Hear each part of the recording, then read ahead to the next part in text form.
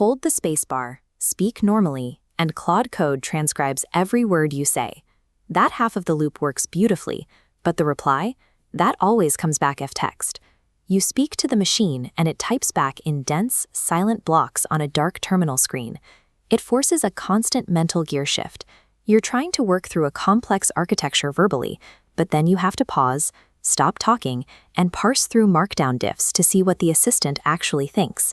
The exchange is entirely asymmetrical. The natural rhythm of human conversation hits a wall the moment the AI takes its turn.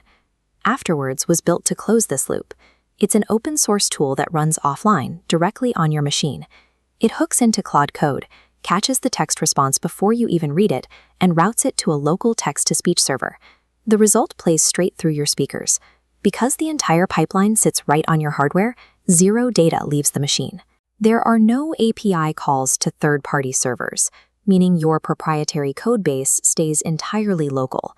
When the AI actually talks back, you stop reading output logs. Code review turns into an actual dialogue.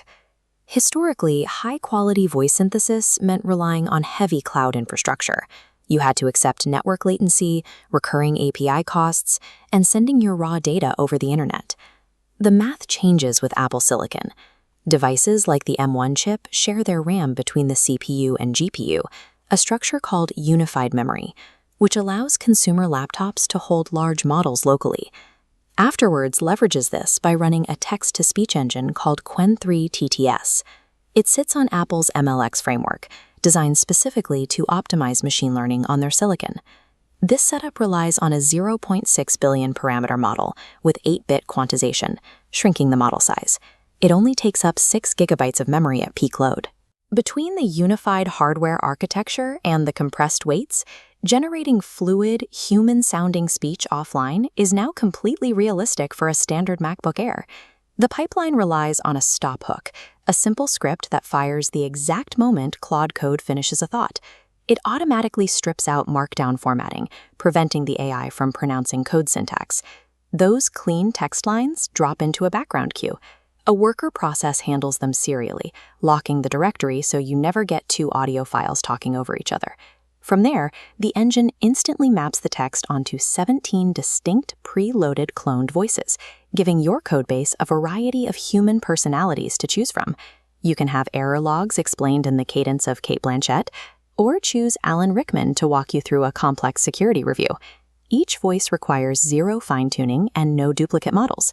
The system extracts the speaker's tone from a tiny 700 kilobyte audio clip at the exact moment of inference. Loading one voice uses the exact same memory overhead as loading all 17. You get a wide variety of vocal ranges and temperaments, and your laptop's performance doesn't take a hit. This entire sequence takes about 20 seconds to generate a standard response. That latency means it isn't built for rapid-fire trial-and-error debugging where you need instant visual feedback. Where it excels is deep comprehension. You can keep your eyes locked on the specific logic of your codebase, while the assistant walks you through an architectural refactor aloud. You can even assign specific personalities to specific tasks. Just drop a .afterwords file into a project's root repository, and the system automatically matches the codebase to a designated voice. By offloading the explanation to your ears, your eyes are free to trace the structure of the code. It creates a parallel stream of information that makes absorbing dense concepts noticeably smoother. The server running this audio wasn't originally designed for Claude Code. It was built to voice a physical robot companion named Spark.